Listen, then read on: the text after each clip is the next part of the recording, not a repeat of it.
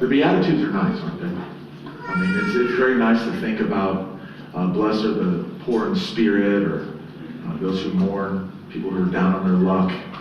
It's a nice idea. We might even call it a Christian hope. But as we examine these Beatitudes and understand that they describe followers of Christ as a whole, we gain a little bit of a different perspective. If these Beatitudes are describing me as a follower of Jesus, we have to ask ourselves, am I poor in spirit? Do I mourn over weakness? Am I meek? This is a bit of a struggle as well, because added to all this introspection is the realization that Christ is pronouncing blessing after blessing after blessing on our situation. If you remember the Greek word that we've talked about last week, and we'll talk about again this week and next week, is that word makarios, which in your Bibles is translated blessed or happy. And that's a pronouncement of a joyful status for those who are poor in spirit or those who are more in the sight of God. And so we have to ask, do you have that joy? Is there joy in the suffering that you face in this world? Do you delight in God, even and in spite of all the given circumstances that might come your way? I think often we're much too bothered with the busyness of life to really stop and to think about those questions. And even if we're not that busy, we make ourselves busy. We have phones, which phones are a great tool. I'm keeping track of how long I'm preaching, so I don't preach too long, right? That's a great tool to have. We use our phones for all sorts of things, but not the least of which is to distract us from questions just like this. Do I have eternal joy? Am I delighting in God? And so we look at our phones, or we look at TV. We get busy with life, and we don't stop, and we don't get rid of the distractions, and we don't consider if this is true of us or not. So today, let's put away these distractions and stop for a moment and let the word of the eternal God sink into our hearts and really mean something for us. Because Jesus says, blessed are these people, described in all these various ways with all these different characteristics. It's being worked into us if we're in Christ. But if we're honest with ourselves, if we're really answering the questions, we realize that we fall short often. But there is good news. If we are finding ourselves falling short in these areas, we have hope that Jesus has come to give hope to those who are poor in spirit, those who mourn, or as we see today, those who hunger and thirst after righteousness. So let's continue on in Matthew chapter 5. We're picking up in verse 6. In verse 6, we will read, blessed are those who hunger and thirst for righteousness, for they shall be satisfied. Blessed are the merciful, for they shall receive mercy. Blessed are the pure in heart, for they shall see God. Blessed are the peacemakers, for they shall be called sons of God. And those four Beatitudes are what we're going to cover today. And what I want to be clear for you all as we cover these Beatitudes is we can't miss these two strands that are working and weaving their way throughout the whole of these Beatitudes. The first is that blessed, right? The makarios. And we see it in our English translations, blessed, blessed, blessed, blessed, blessed, or blessed, blessed, blessed, blessed, happy, happy, happy, happy. A pronouncement of joy for all of these people, a status before God. And the other is, last week I mentioned this, but I want, we've all slept a little bit since then, and I want to make sure that you guys remember it, that these Beatitudes seem to build on one another. Okay, so blessed are those poor in spirit. And if you're poor in spirit, you're going to understand, you're going to start mourning for your sin. And as you mourn for your sin, you're going to become a meek person. Well, we get to verse 6. And verse 6 is really this pinnacle. And it's not that I'm trying to go out of my way to make verse 6 a pinnacle. I just believe that verse 6 is the pinnacle as Jesus is teaching through this. Because what's going to flow out of verse 6 are merciful people. And people who are pure in heart and peacemakers. That's going to flow out of verse 6.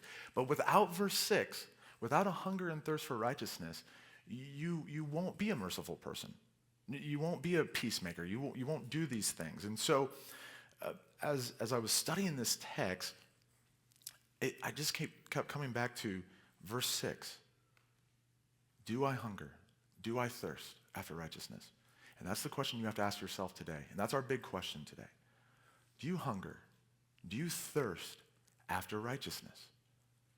Okay, because this is the pinnacle, I believe, of the Beatitudes. If you don't hunger and thirst after righteousness, you won't really care if you're poor in spirit or if you're a mourner. You won't care about being meek. If you don't hunger and thirst after righteousness, you're not going to be a merciful person. You may show mercy sometimes, but you're not going to be a merciful person. You're not going to be a peacemaker. All of this is the pinnacle there in verse 6. And so we're going to ask ourselves, do you hunger and thirst after righteousness? Now, someone who does this is someone who longs to live a godly life as much as a starving man longs for his next piece of bread or a parched tongue yearns for a drop of water. Now, great illustration right now. For whatever reason, my mouth is really dry today, cotton mouth. Now, I'm not longing for water, but I need it. It's refreshing. So, and as I drink that and I go, it's refreshing. There's some of you going, oh man, I really wish I had water right now. I'm thirsty. And maybe over the course of the sermon, you're going to be really, really thirsty. You're like, I really, really wish I had a thing of water. Friends, do we thirst after righteousness? Do we thirst and hunger after a righteousness like this? Well, let's look at what does it really mean to hunger and thirst after righteousness? Because we have the idea that if we're thirsting and hungering after righteousness, it's as a starving person needs a piece of bread, or someone who's so thirsty, maybe been in a desert, they need just a drop of water. Okay. Most of us, let's be clear, most of us have no idea what it means to be hungry, but some of us have been more hungry than some. If you've ever played sports, or if you've ever been a teenager, you know what it's like to be hungry almost all the time. I remember in the summer of 2008, Olympian Michael Phelps, one of the greatest athletes of all time, went to Beijing and he won 8 gold medals. That's astounding. It's a record. No one's ever done that, ever. I mean, that's really, really hard to do. And he won 8 gold medals. But afterwards, in all the interviews, every single interview, they ask him, how did you train to be so good? You know, and part of Michael Phelps' success is it was God-given. He's double-jointed in, every facet of double-jointedness, so he's fast in the pool. But he trained really hard. He trained 6 hours a day in the pool, 365 days a year. That's really impressive. But what he also said is he ate food. And you go, okay, we all eat food. What's so impressive about that? The amount of food he ate. Because when he was training, those 6 hours that he was training in the pool, he was burning 1,000 calories as he was in that pool. And so he needed a lot of food for fuel. And so it became this big ordeal back in 2008. And this is an excerpt from the official Olympics website about how much he ate. For breakfast, he had 3 fried egg sandwiches with cheese, tomatoes, lettuce, fried onions, and mayonnaise, followed by 3 chocolate chip pancakes. That was not all. After sandwiches and pancakes, it was time for a 5-egg omelet, 3 sugar-coated slices of French toast, a bowl of grits, and 2 cups of coffee to wash down everything. However, on the way to training, if he felt like having anything more, he would stop and have a go. For lunch, he would have half a kilogram, I don't even know what a half a kilogram is, but half a kilogram of pasta, 2 large ham and cheese sandwiches on white bread smothered with mayonnaise, and another set of energy drinks. Whereas for dinner, he added a pound of pasta with carbonara sauce, a large pizza, and energy drinks. This would make up around 10,000 calories a day, which should ideally feed 5 average men. So Michael Phelps is this world-class Olympic athlete, and I'm not even going to pretend like I was even an athlete compared to him, but back in my day, when I did play sports and when I was a teenager, I remember whenever anybody would say, "Are you hungry?" I would always say, "Yes," or "I could eat," because I was always hungry. I know hunger a little bit like that. Now, for some of you, maybe you never were an athlete, maybe you never just had a bottomless pit. No one is Michael Phelps right there. But you've been to other countries, and you've seen not people who are so hungry because they're training, but you've seen people who don't have food. You've seen the bloated stomachs of little children who all they can afford is like a corn paste. And so they're hungry. They wish they had bread. Friends, in that situation, hunger causes people to be desperate. That's why the warlords, maybe in Africa or other places around the world, when the NGOs, the non-government organizations, when they come in or different charities, they bring food. And they bring enough food for everybody. But what happens is those warlords, whether in places like Somalia or other places like that, they control what food is brought in, because by controlling the food, they can control people through hunger. They can cause people to be desperate and to fight for them in wicked ways. Now, in our mind, we don't view hunger as a good thing. How awful those warlords are. I mean, they are wicked and vile. But really, hunger depends on what you're hungry for.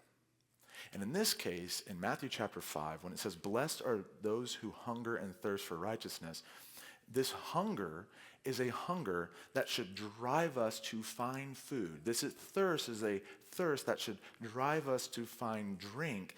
And the beautiful thing is, where we can be satisfied, and that's the promise, is in the one who said that he is the bread come from heaven in John chapter 6. Or in John chapter 7, when he yelled out, "If anyone thirsts, let him come to me, and he will never thirst again," as a fulfillment from Isaiah 55. You see, those who hunger and thirst for righteousness are hungering and thirsting after Jesus. And the promise that Jesus gives us in the Sermon on the Mount, Matthew chapter 5, verse 6, is that those who hunger and thirst after righteousness will be satisfied. They'll be satisfied with Christ himself. What a beautiful picture. Now, when we hunger and thirst after righteousness, we're hungering and thirsting after something that John Stott, great British theologian, he characterizes in three ways. We're hungering for a theological righteousness, a moral righteousness, and a social righteousness. What do we mean by that? Well, this legal righteousness is a justification. And that's a big church word. We use that a lot. As we study the book of Romans, Lord willing, in the upcoming year, or this year, I guess it's 2026, in the fall, we're going to talk about justification a great deal. Because we all stand as sinners before God. We are poor in spirit. He owes us nothing, and we have nothing to offer him. We are empty-handed, as the song we sang earlier today. With empty hands, we can rejoice in God because of the grace that he's given us in Jesus, that Jesus, through his perfect life and his death on the cross, he is able to justify us. So you think about a courtroom. We long for righteousness. We long to be declared righteous or not guilty, right? So there's that part of righteousness that we should hunger and thirst for. But there's the second aspect of righteousness, which is a moral righteousness. Not only should we want to be declared righteous before God, but we should want to do righteous things before God. We need a transformation of our heart, and that transformation of our heart to live righteous lives does not happen apart from the work of God. Sure, non-Christian people can do good things. Non-Christian people can do great things. But why do they do it? And what's their life centered around? You know, there's some people, and we see this during Christmas time, who watch a Hallmark Christmas movie or an old Disney Christmas movie or whatever else. They'll teach the children, it's better to give presents. Well, why is it better to give presents than to open presents? Because it makes you feel better when you give presents. Well, do you see the issue there? It's all about me. Why do people do good things? Why do people live moral lives? Well, it makes them feel good about themselves. That's not why we should want to be righteous. Why we should want to be righteous is because we want to please God. Because we want to honor God. And so we need the Lord to work in our lives in such a way that we want to live morally righteous lives. But that third aspect of righteousness is not only do we need to be declared righteous in the sight of God, and not only do we want to do righteous things, but we want the world to be righteous.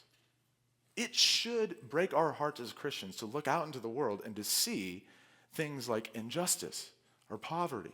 It should break our hearts that there's things like war and other things like that. Why? Because that's not how the world should be. And that's not how the world will be, but that's how the world is right now.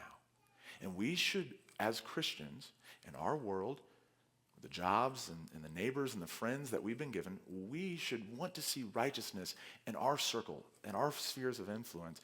And the reality is that one day, Christ will make all things new. We will be satisfied one day.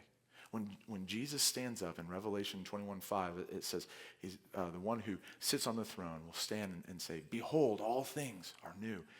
Friends, we will be satisfied at that moment that there will be no more pain, no more sickness, no more injustice, no more war. Everything will be complete, and we'll rejoice. The wicked will be no more. And so if we're hungering and thirsting after this righteousness, friends, the promise is there will be a satisfaction. Now, when you desire that type of righteousness more than anything else, that's a miracle. That's a miracle that God has worked in our lives.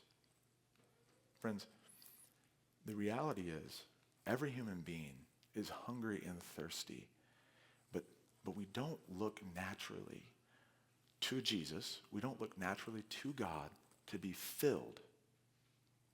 We look to all sorts of other things.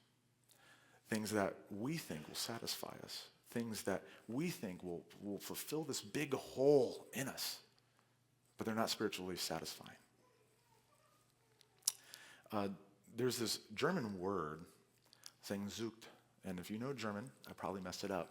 So sorry. But Sehnsucht is this idea of an intense, bittersweet longing or yearning for something. In this case, spiritual. That we're longing, we're yearning for something that's missing in our lives, but you can't put your finger on it. So in English, we don't really have that word. We don't have that word, right? So we go to the Germans, and the Germans have thought about this, and they have this theological word. We have this ache and pain. I think C.S. Lewis aptly described it when he says, if I find in myself a desire which no experience in this world can satisfy, the most probable explanation is that I was made for another world. Now that's C.S. Lewis, and he was a literature professor, right? And he wrote about the Narnia and all that, and Space Odyssey, or Space Trilogy, whatever. But he's onto something. Friends, the reality is we were made to be satisfied in God, and nothing in this world is going to satisfy us in the same way as the righteousness of God is going to satisfy us. We were made to fellowship with the God of the universe. And so, yes, there is this huge hole in us, in every human being, that we're looking to fill. Augustine said it well. As he's speaking to God in a prayer, he says, you have made us for yourself, and our hearts are restless until they rest in you. Some of you feel that restlessness. You feel that restlessness, you're not satisfied. Maybe you want to move to a new house all the time, or you want to get a new job all the time, or you want to buy something all the time, because you're looking to be satisfied.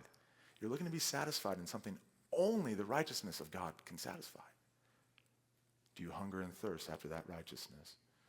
Because friends, if you do, there's an incredible hope, a pronouncement of blessing, that if you are hungry and thirsty for righteousness, the real righteousness that comes from God, you will be satisfied. Do you hunger and thirst after that? Well, that's going to result in a changed life. And what satisfaction for our hunger and thirst for righteousness brings, or how we'll be described with that changed life, is that one, we'll become merciful people. Okay, so let's look at verse 7. Blessed are the merciful, for they shall receive mercy. When we are satisfied in God through Jesus Christ, we will be merciful people. And this is because truly righteous people will reflect a truly righteous God. We will look like God. And how does God describe himself? He describes himself as a merciful God. That's one of the main themes in the Old Testament, actually. In the Old Testament, there's this word chesed. Sometimes it's translated loving kindness, sometimes it's translated merciful, and it means the same thing. But when the Lord declares himself who he is to Moses, or when he declares himself in the Psalms through David or other writers, how he declares himself is the Lord, merciful and gracious. It's chesed. The Lord is a merciful God. And if we are desiring to be righteous people, we're going to reflect this righteous God, which means that we're going to be merciful. The thing about Luke 15, there's the famous story that we call the prodigal son, right?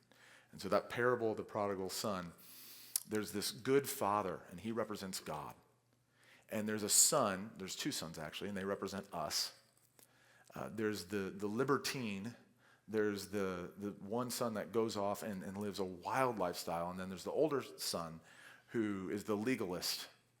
He's the one who's doing all the right things, but he's not doing it for the right reason, right? And so the father is really the main character in that story, and the father is a merciful father. And so when the one son, the prodigal son, when he goes off and he lives a wild lifestyle and he fritters away all the money that he got from his dad because he says, Dad, I wish you were dead. Give me all the money of my inheritance now. I just wish you would go away. He gets that money. He goes off to foreign lands. He fritters it all away. And he's eating with pigs. He goes, oh, maybe I can return to my father because even the servants in my father's house aren't like this. And he comes back. He never in his wildest dreams is expecting his father to show mercy to him other than the fact that he could be a servant. But the mercy and grace of the father is that the father is looking for the son and sees him a long ways off and runs after the son and embraces the son and hugs him and kisses him and says, kill the fattened calf. My son has come home. Both in the Old Testament and in the New Testament, God reveals himself as being a merciful God. And so, friends, we too, if we are hungering and thirsting after righteousness, we will be merciful people because our God is a merciful God. And it's not simply the duty of the redeemed to show mercy, but it's our delightful privilege to look like our God through merciful lives. And mercy is one of the most tangible ways in which we can manifest the gospel to those around us. Sinclair Ferguson, Scottish theologian, describes mercy so well. It's not necessarily a definition. It's more of a description of mercy.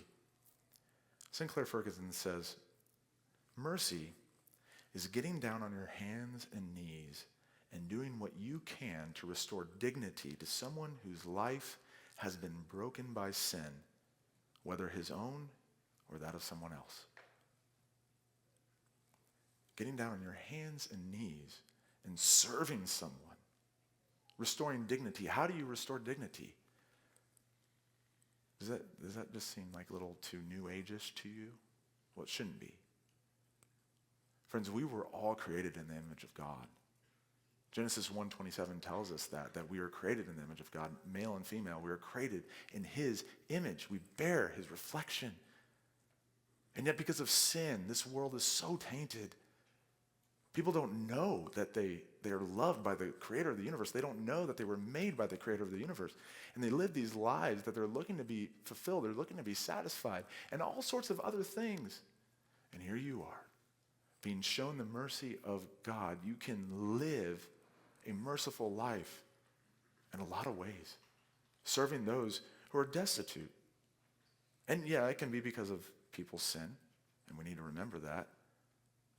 There's a famous Puritan saying that when there's sinners that walked by, we shouldn't put our nose up at them, but we should go, but by grace, so go I. And friends, that's the reality for all of us. As you drive throughout Fort Wayne and maybe you see a panhandler, or maybe you're shopping, you see somebody who just looks rough. Maybe you can tell because their teeth are winnowing away because of meth or something else. And we might have the tendency to go, oh. But friends, you realize, but by the grace of God, that is you. You've been shown mercy through Jesus Christ. And friends, how do we intentionally put ourselves in those people's circles so that they may be shown the mercy of Jesus. Why should we even care about that? Because there's a great promise. Those who show mercy will have mercy shown to them. In light of verse 3, we should really rejoice about that. Because verse 3 of chapter 5 says, blessed are the poor in spirit. And we talked about last week, friends, we are poor in spirit. But by grace, so go I. If we are showing mercy, it's not that we earn our salvation, but it's that thirst and hunger for righteousness has so transformed us that we can't help but be merciful people with our outward actions. Now, here's the deal, though. God doesn't just care about outward actions. It's great to go serve at a homeless shelter. It's great to invite people who maybe not have food over to your house for food. It's great to go that extra mile and to love people. But God does not just care about outward actions. He cares about changed hearts. And that's why we look at this next element, right? Blessed are the pure in heart, for they shall see God. If you are hungering and thirsting after righteousness, it will result in a pure heart. It's a transformation of your heart that you're caring about the things of God. God cares about our hearts. He cares about the inward character of his people. And the reality is you can do all the right things on the outside. Just like that older brother in Luke 15.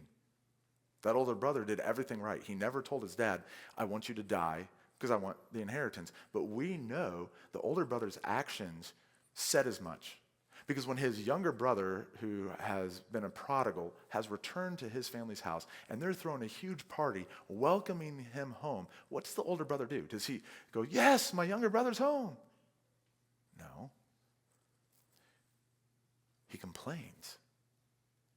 His dad goes to meet him and says, your brother's home. And he goes, Dad, I've been here. I've done everything right. I've never left you. But you've never even given me a goat so I can go party with my friends. And we read the story of the prodigal son, and really, it's such a happy story, but it also ends on such a sour note with that legalistic son. Yes, you can show mercy. You can do outward things. You can come to church. You can come to a Boyd Baptist church. You can read your Bibles. You can pray.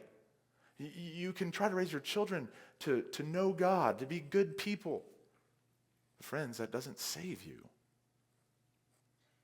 God doesn't want just outward things. He wants your heart. And the only way that we can ever have a pure heart is by his transforming power. The case in point, friends, Jesus compares and contrasts his followers with the Pharisees over and over and over again in the Sermon on the Mount. In chapter 6, this is a little preview for you. Matthew chapter 6. Jesus says, beware of practicing your righteousness before other people in order to be seen by them, for then you will have no reward from your Father who is in heaven. Well, why is he saying that? And he goes on, he's going to talk about that, and we'll get there later. He's saying that because that's what the religious people were doing in Jesus' day. The Pharisees, the scribes, they looked awesome. They knew the scriptures. They were zealous for the things of the Lord, but their heart was missing. Friends, that can be us. Okay, let's do a diagnostic on our heart. Is it us? Do you really enjoy God? Do you delight in God? Do you enjoy his statutes, or do you find them burdensome?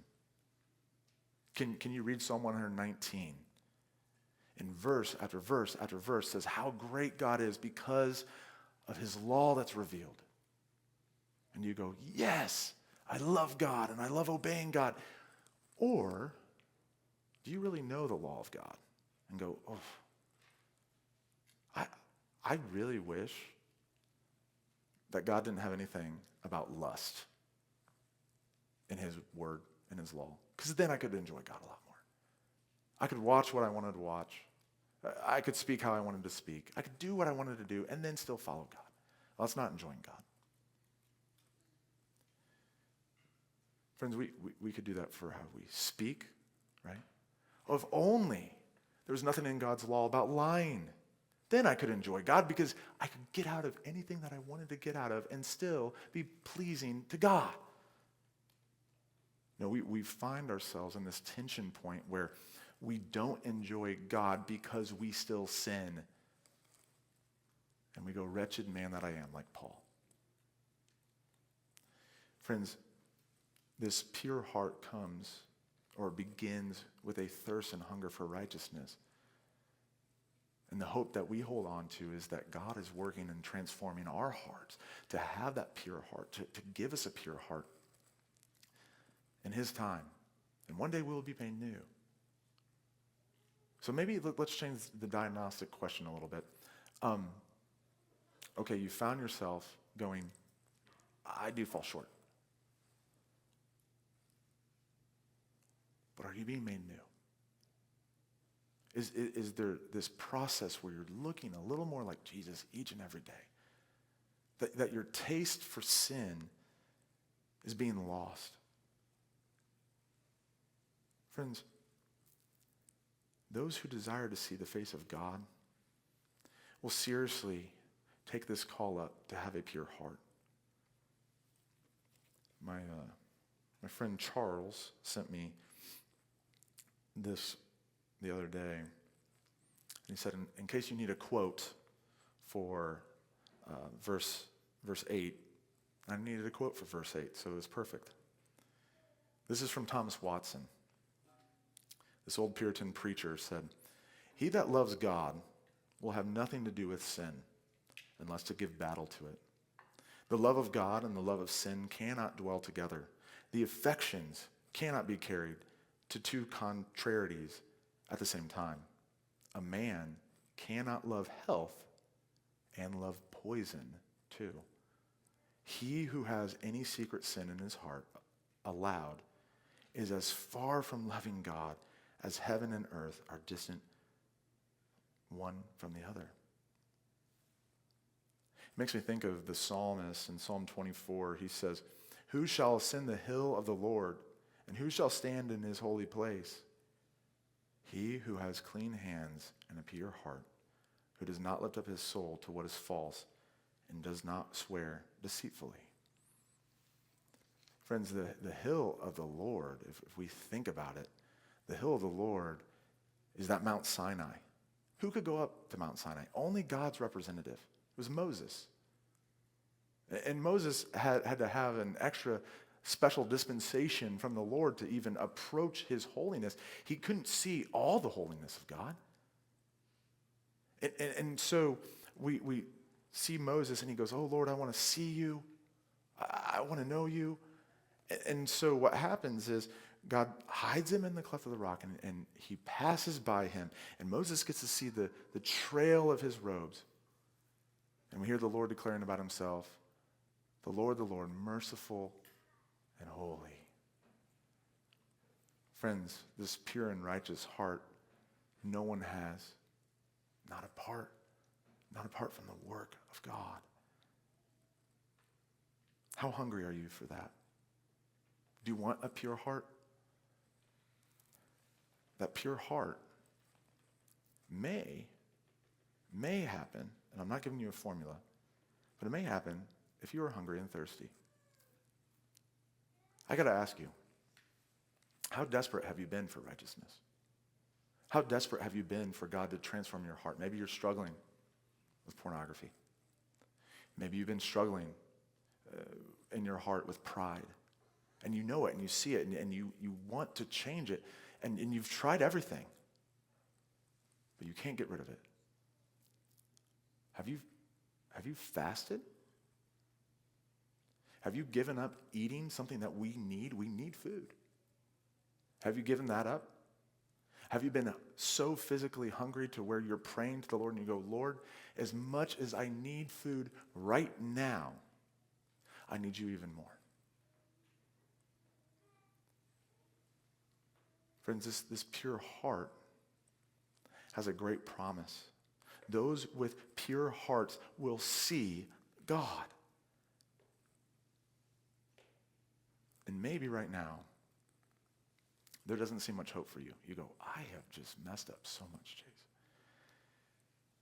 Maybe you're lamenting the fact that all of today, hunger and thirsting after God, hunger and thirsting after righteousness, doesn't describe you, but you wish it did.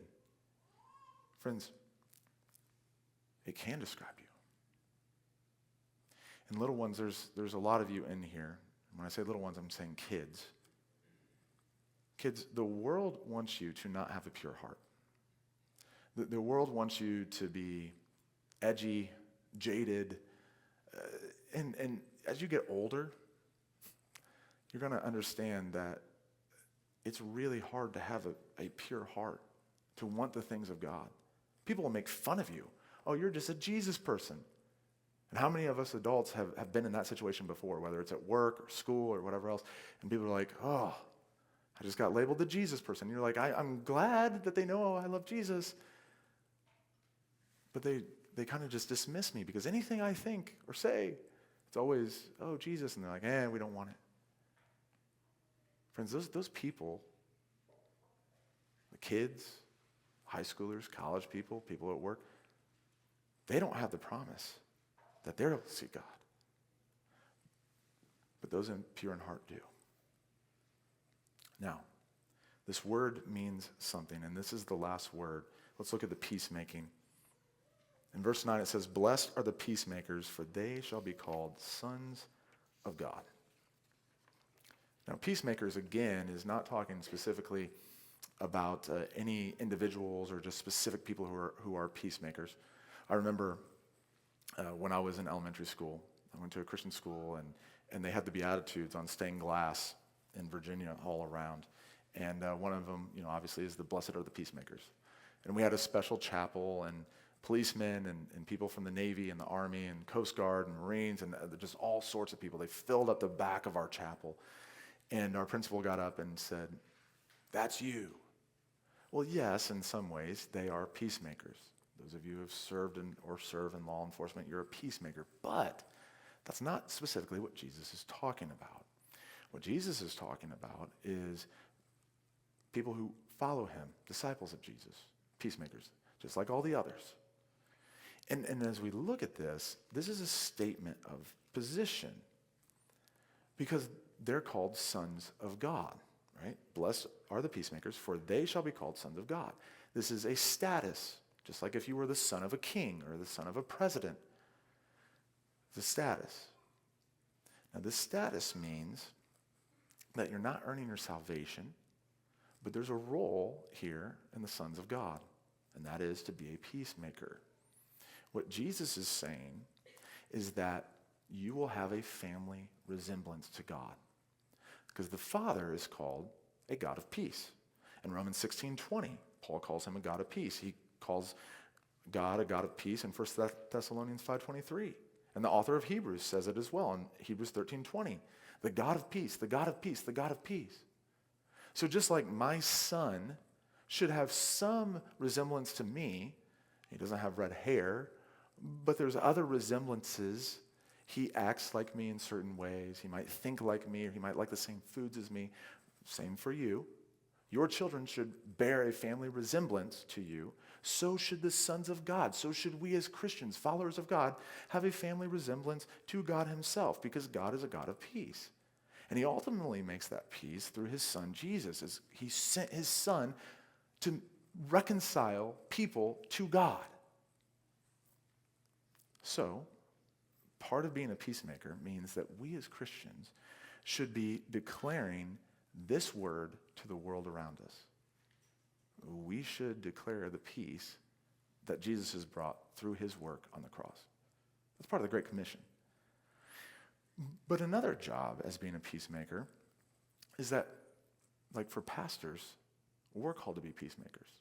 It's interesting in these Pauline epistles and these letters, Paul talks about different people getting along. So for instance, in Philippians, he says he entreated Syntyche and Euodia to agree in the Lord. And you go, why does Paul just insert those little things all over the place? Because Paul was a pastor. And part of a pastor's job is to bring and to mitigate and to shepherd harmony as much as you can in a church. Just like parents. This morning, on the way to church, I had a couple kids who weren't getting along. They were being mean to each other. So you know what we did, Kelsey and I? We have to mitigate peace. We want to be peacemakers. We made them hold hands the rest of the way to church, right? And they had to say, I love you to each other. Friends, pastors have to do that. But did you know that this isn't just a call to pastors? You should know that. This is a call to all followers of God. Are you a peacemaker? In the church, are you a peacemaker? Friends, I think we don't take our privilege of being a peacemaker seriously enough in churches. And we do it in the name of love. We do it because we don't want to stir up controversy.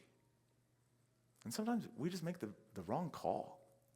So instead of going up to a brother and sister who may have offended you, or you may have heard something about them, instead of going up to them and talking to them, we don't say anything.